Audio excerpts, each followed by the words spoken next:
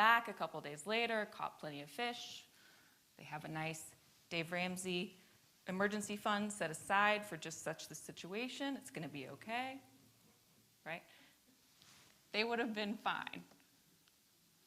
But because they listened to God's instructions, they got a blessing that they didn't see coming. They weren't expecting to catch any fish. And it didn't even make sense that they would catch any fish because they knew how to read the water. But they got that big blessing that was more than their nets could hardly hold, and so much that it was going to sink their boat.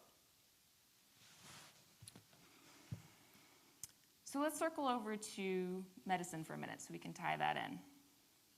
So if you're going to learn anything about medicine, and I don't care what your discipline is, right? My path has always been in nursing. My sister works in physical therapy. Okay, she'll tell you the same thing. You can be the DO, the respiratory therapist, the phlebotomist. I don't care who you are. The first thing, the most fundamental thing that you're going to learn if you're going to do patient care. Does anybody else do patient care in here of any sort? Aha, got two. So y'all can verify this. The first thing you learn, the fundamental lesson,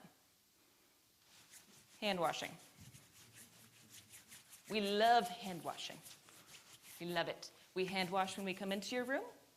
We hand wash when we leave your room. We hand wash before we touch you. We hand wash after we touch you.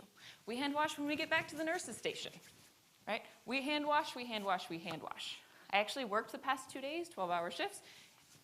You can come look at my hands. The back of my hands are kind of gross and like dry and cracking and peeling right now. That's okay, they'll be better, but I go back to work tomorrow, so it's not gonna get better. If you ever need a gift for a healthcare provider, give them hand lotion. They love it, we need it, okay? Hand washing is one of our favorite things because it is so important for infection transmission prevention. It is fundamental. It protects me, and it protects the person that I'm touching. It protects my patient, right? We are so serious about this that when you have checkoffs, which are super scary in school, if anybody's done some checkoffs, you can verify what I'm talking about. I think they've gotten even scarier now because now they have cameras. It used to just be somebody watching you. No, now they videotape it and can replay it for you, which is horrific. So what you do if you're doing a checkoff is you go into a fake simulation room, we call it a sim lab, that looks like a hospital room.